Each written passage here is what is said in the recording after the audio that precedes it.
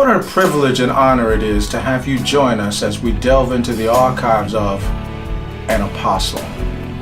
Come with me as we take a closer look at the life and legacy of a lady that has lived to be 101 plus years. Mrs. Ethel Abrahams contributes her long life to honoring her mother and father, and by never smoking nor drinking. Mrs. Abrahams asked the apostle, this exceptional humble man of God, about his legacy as she reminisces about the good old days. Let's take a look. We are so blessed and honored again to be here with Sister Abraham. We call her Big Mama. She's my mother-in-law and such a blessing. Can you believe it? She's 102 in May. Big Mama, how are you today? I'm fine. You know, you had quite an interesting life, over 101 and almost 102 years. Did you really grow watermelons so big you couldn't bring out the field? Is that true? I sure did. I found out how to make the hills, build them up round and high, and put my seeds into the ground. Wow. And my watermelons came up and grew so large I couldn't bring them out of this garden. Out of your own garden? Yeah, out of my own garden where I plant okra too? Didn't you have some okra? okra, string beans, and tomatoes. I had all that in my garden. Well, sometime when I'm down there working on the farm, you get in my way. And I say, Mama, I got this, but you so used to coming outside and working outside and helping with the cows.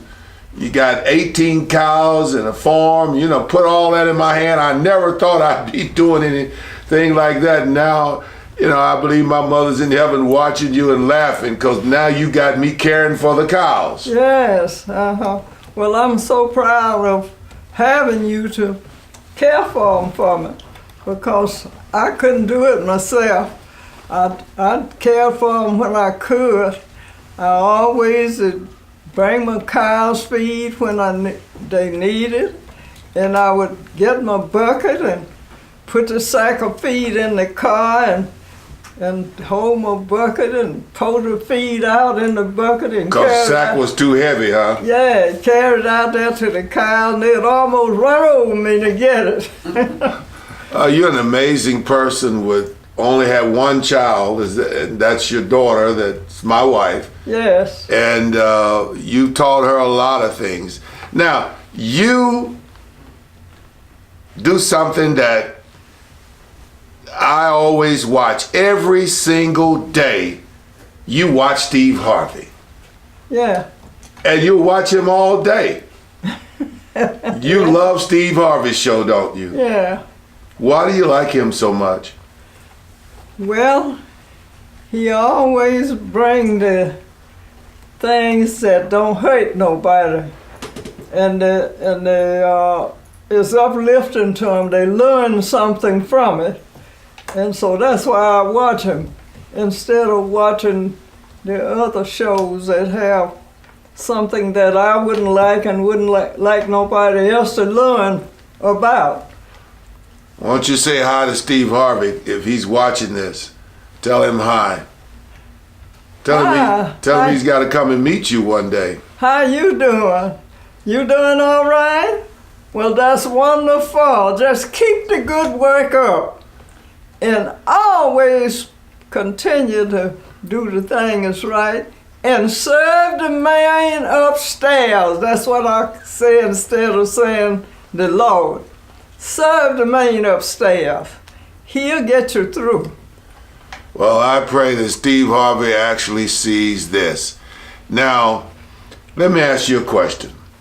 Do you really walk in the morning still? Yes. Yes. You walk? Get up early in the morning and do my chores. And chores? What chores you have? You read your Bible? Yeah, I read my Bible and always, Every morning you read your Bible? yeah, read my Bible every morning. Fix your own breakfast? Yeah, and after I clean my room, fix my breakfast, and then I do my walking. And when I get through doing my walking, I come back and, well, I relax. And watch Steve Harvey. Yeah, and watch Steve Harvey.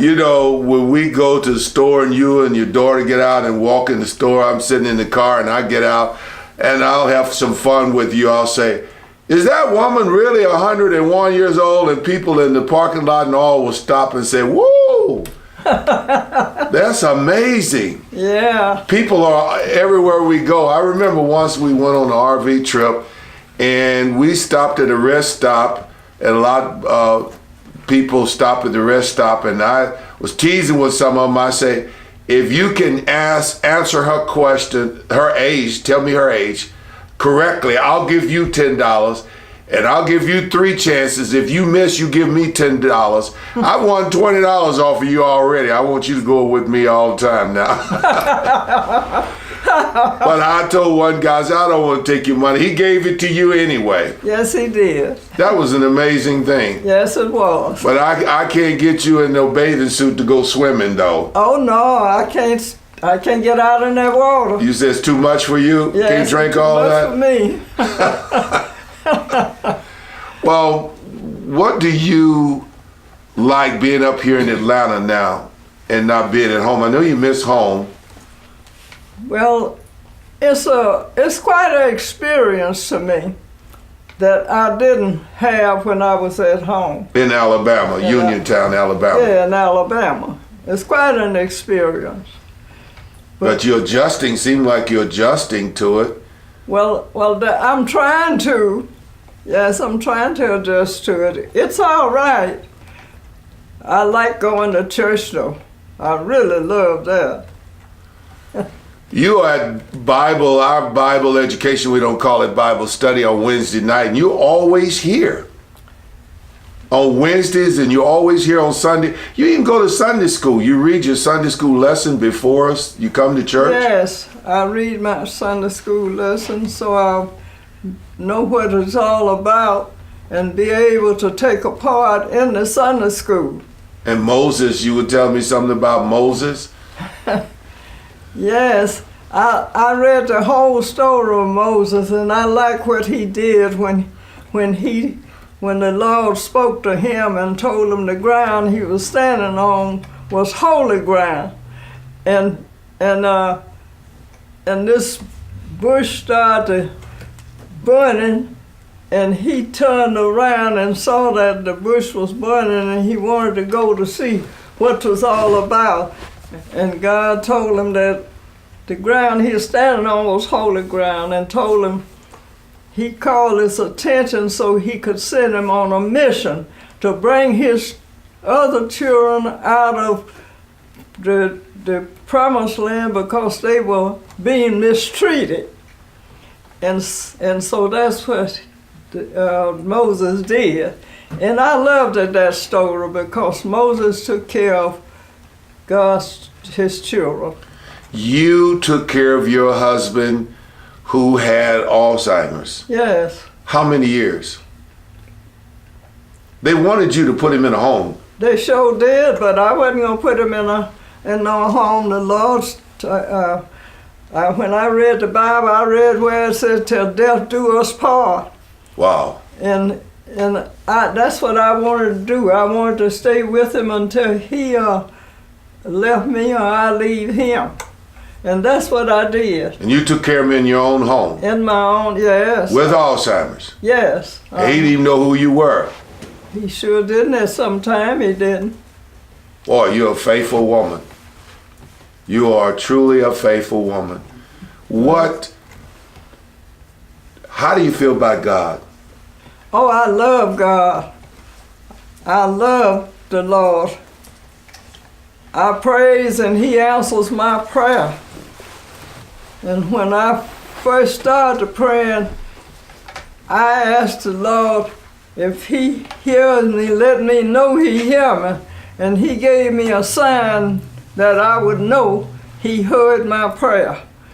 And Was that when your husband passed? I was way before your husband passed. yeah, But when he passed, you were home alone, yeah.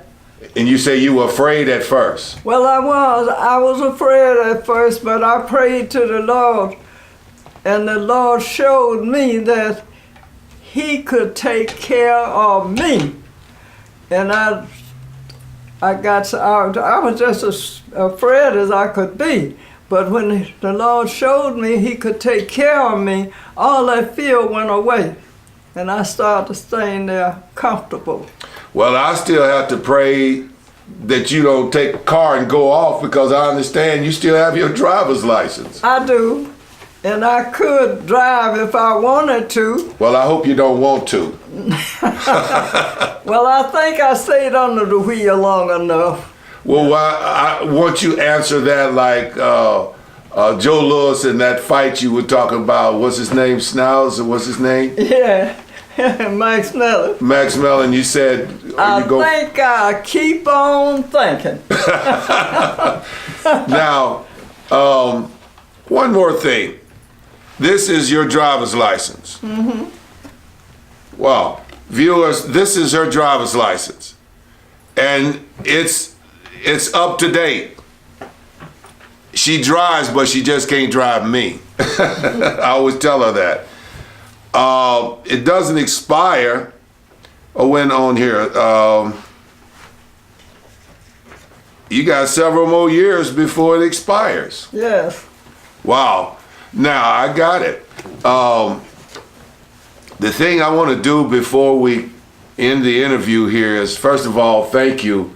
You look very nice, very sharp, beautiful. Mm-hmm. Show them, these are your wedding rings? Yes. And you still wear them? Yes. Wow. Let the viewers see her wedding rings. They're beautiful. Always say, when you buy your wife some rings, make a statement out of it. That's a statement, isn't it? Again, you dress so beautiful. But let me ask you to do something before we close. Mm-hmm. Now, I can't do this, so don't ask me. I can say my ABCs forward, but I can't say them backwards. Can you say your ABCs backwards? Yes. Is that really true? Yes. Show our viewers.